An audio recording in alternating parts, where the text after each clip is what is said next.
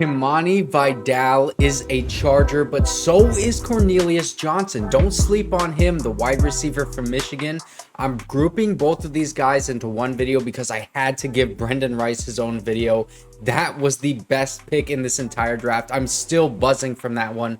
But these are two picks that I also like a lot. And let me start with Kimani Vidal. This is a running back from Troy, 5'8", so I'm taller than him. Shout out to me. 210 pounds though. This guy is huge in girth. He had amazing production over his career.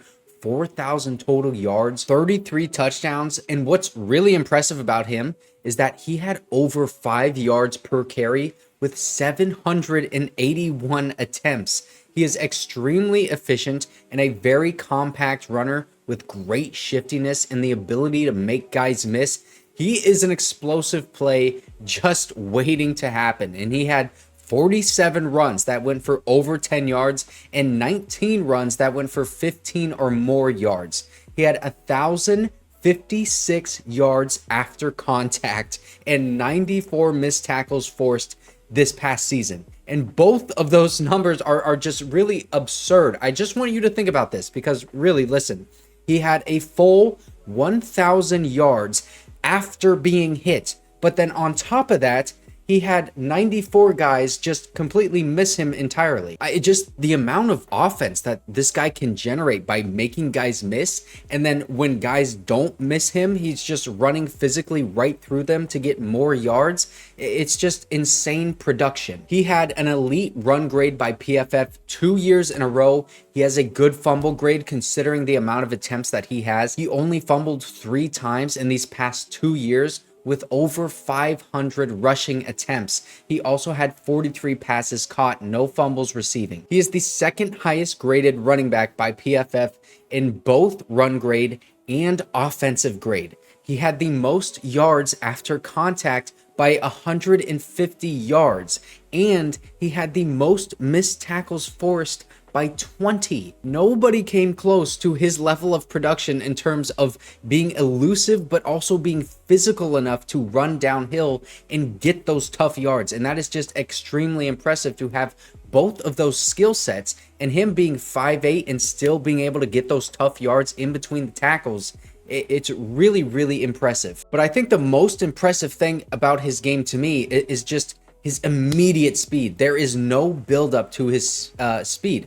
As soon as he gets the ball, it's just boom, 100 miles an hour instantly. There is no acceleration. He is full speed on like his first or his second step. And because he is so just instantly fast like that, he makes defenders take bad angles to the ball because they're not expecting that instant acceleration to get to that max speed. He has like next level explosiveness, and he's a great athlete, great speed, obviously. 5'8", so he can get behind that offensive line so that the defenders can't see him, find gaps that aren't there for those bigger running backs like Gus to Bus.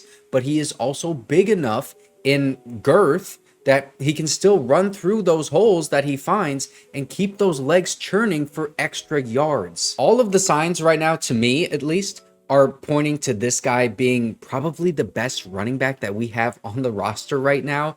And this is going to be a running back by committee approach, so a bunch of guys are going to get touches.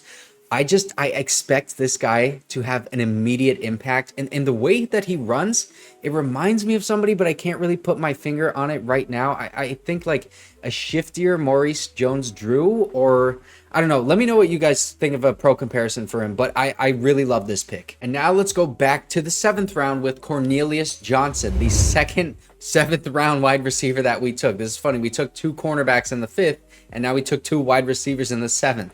This is a 6'3", 210-pound wide receiver from Michigan.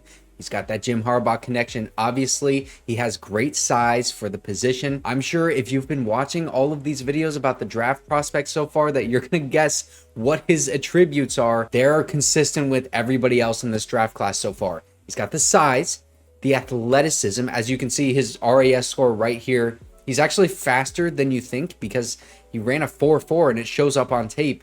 but he's really physical too. And those are the three things that I feel like I've been saying about every guy the Chargers have drafted so far. They have size, they have athleticism, and they have physicality. Cornelius Johnson, he uses his size well. He excels in the contested catch with an 82% contested catch rate by PFF. So that's 11 opportunities. He came down with 9 of them. He got better in that area as his career went on and really did well for them last year. It was his best season in all categories, really. And if you can't block, then you can't see the field. So can Cornelius Johnson block?